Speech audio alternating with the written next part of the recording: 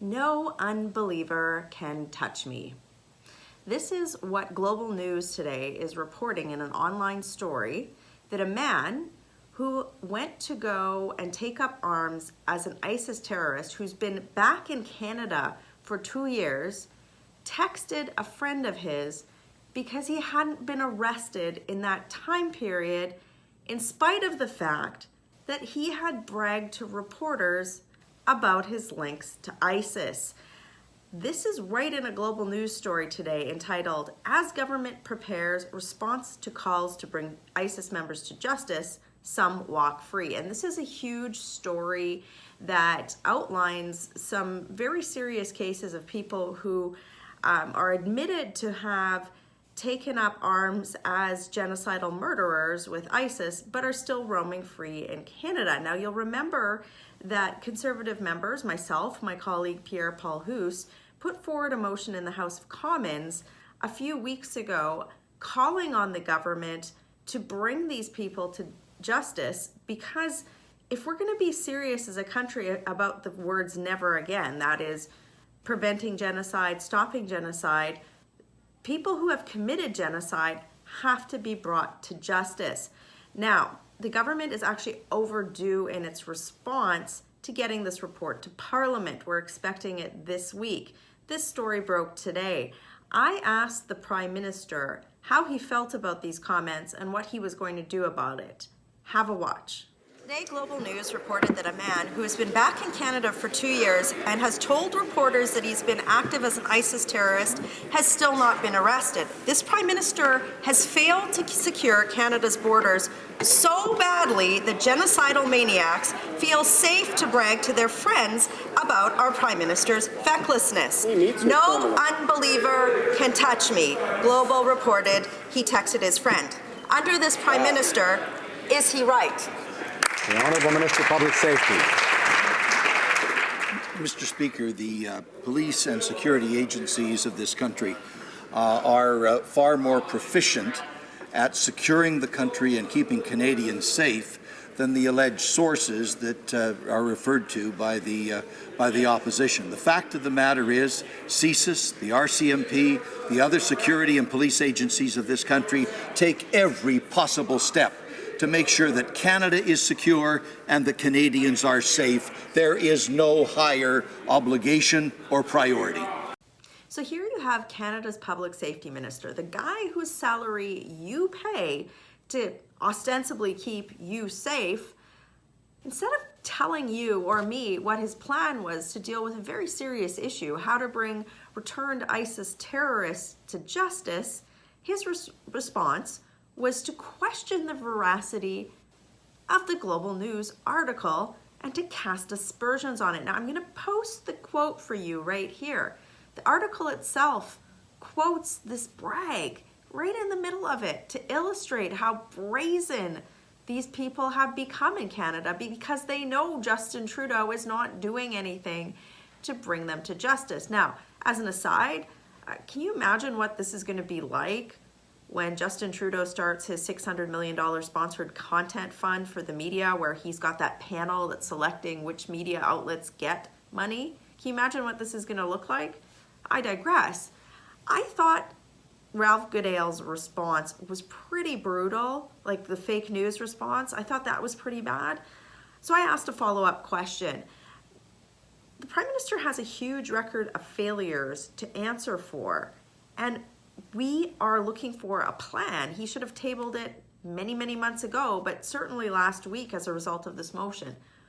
Watch Ralph Goodale's next response. Why aren't they doing their jobs? They've had 3 years to bring these terrorists to justice, and instead they've paid for poetry lessons for them. They've tried to assist them in returning back to Canada. They've let them roam free without restriction or constant surveillance. They've introduced legislation that makes it harder to bring them to justice, and they've allowed them to become so confident that nothing is going to happen to them that they text their friends and say that no unbeliever can touch them.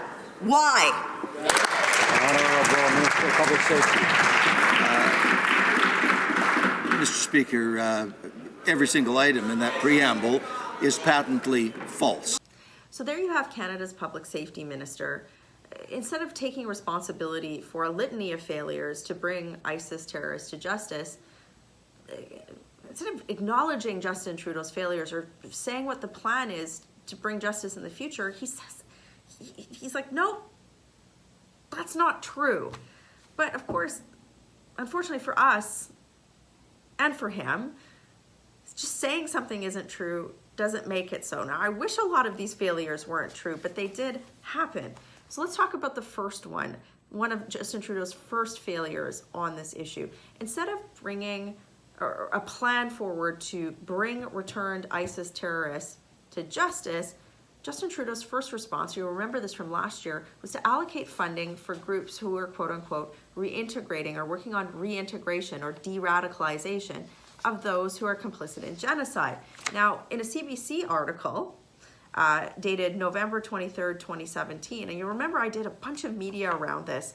The article is entitled Federal Government Not Tracking Interventions with Returning ISIS Fighters. It outlines the fact that Justin Trudeau had spent money on these types of initiatives. It lists something called the Canada Centre for Community Engagement and Prevention of Violence, and it quotes a director of one of these reintegration or de-radicalization organizations and says, what we're doing with the analysis we've conducted is, in fact, build a series of podcasts and counter-narratives through art-based pedagogy and poetry. I mean, the headline right in the middle of this is de-radicalization through poetry and podcasts. So the federal government has given a lot of money, your money, to these types of organizations. And our goal shouldn't be first to reintegrate somebody who's traveled abroad, made a conscious choice to travel abroad to be complicit in genocide, to reintegrate them. It should be to bring them to justice. And why? Outside of the obvious, in terms of public safety risks in Canada, if there aren't serious consequences for being complicit in genocide, that's probably not going to send a super strong message to them that what they did was wrong and that they should stop doing it. And it's certainly not going to send a message to people around the world that they shouldn't participate in this because it sounds like you can get away with it. And in all seriousness, I have met with the victims of ISIS, people who have survived sexual slavery. I mean, ISIS held tens of thousands of women captive as sexual slaves. They've killed tens of thousands of people. They've triggered one of the worst migrant crises in the history of our species. And our response, our first response as a country under Justin Trudeau's leadership is to spend money on reintegration. I don't think that's the right thing to do. I think there should be consequences. The next thing I brought up was the fact that Canadian consular officials have extended service to people who are suspected of having an involvement with terrorist activities or groups like ISIS overseas. Now, one article from the Globe and Mail, it's entitled, Once Eager to Help Imprison Jihadi Jack, Canadian Officials Suddenly Turned Away, emails show. And this is an article published on October 30th, 2018, in the National Post. And it says, we are working diligently on your son's file. Consular officials insisted to Jihadi Jack's UK-based parents. Why are we doing that? I think that's a pretty good question to ask. And again, this is another one of Justin Trudeau's failures on this issue. The next point that I raised in the House of Commons was that ISIS terrorists, those suspected of being complicit in genocide in Canada, are essentially roaming free without any sort of restriction or constant surveillance. That's crazy. The article that I mentioned earlier, the Global News article from today, talks about the fact that there aren't a lot of peace bonds, these tools that judges can issue that place restrictions on people's movements and activities. They haven't been issued, or where they have, many of them have expired.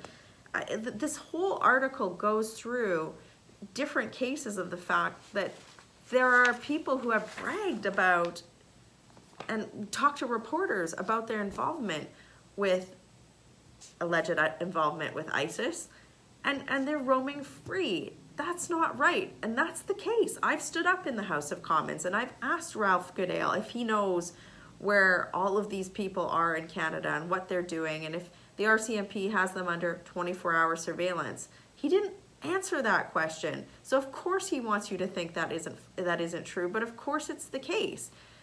Wouldn't you think that if the government had a plan for this, they'd be shouting it from the rooftops? Not today in the House of Commons. One of the last points I made there was the fact that this government has actually introduced, Justin Trudeau, new legislation to make it harder for law enforcement officials to do their jobs in bringing ISIS terrorists to justice. Bill C-59, a bill that Justin Trudeau proclaimed from the rooftops, is actually going to water down provisions put forward by our former Conservative government to make sure that when we do get intelligence or evidence that somebody has taken up arms with a terrorist genocidal death cult, that they can be brought to justice. So again, another fact. So what have the Conservative Party, what have we been doing to push the government into action? As I mentioned at the front end of this video, we actually put together a motion which we tabled in the House of Commons over 45 days ago, requiring Justin Trudeau to table a motion in the House of Commons to tell you what he's going to do to bring these people to justice. That was due on Friday, by my counting. Apparently, Justin Trudeau is going to table it this week, right before the House of Commons goes on to its Christmas recess. Convenient. But there's a lot of things that I don't expect to be in there. I mean, if this was Ralph Goodale's response today, I don't expect a whole lot this week. So what are we expecting in terms of the Conservative Party of Canada? What have we called on the government to do? Several things, and I'll read them to you here. And we have a statement on my website if you're interested in reading it. Focus first on bringing the perpetrators of genocide and terrorist acts to justice, and ensure courts have access to evidence gathered against suspected terrorists. Keep Canadians safe from those who are suspected of committing acts of terrorism or genocide abroad, but have returned to Canada, by ensuring that security agencies are adequately resourced to provide high levels of monitoring and surveillance of their activities in Canada.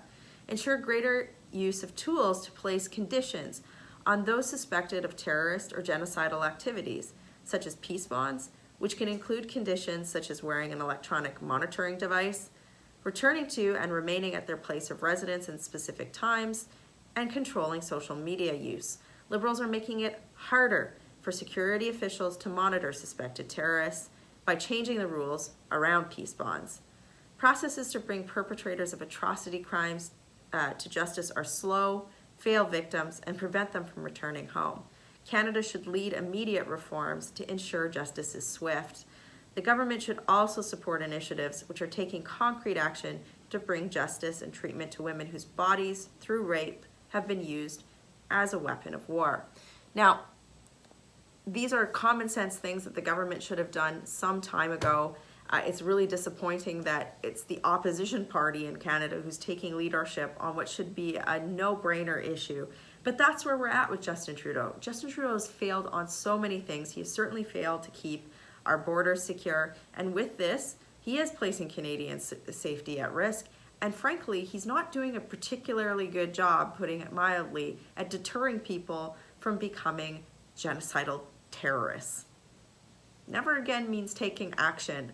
And that's something that Justin Trudeau has failed to do. I look forward to the government's response to this report, and I'll be back to you with more updates. Working hard for you in Ottawa. Have a great day.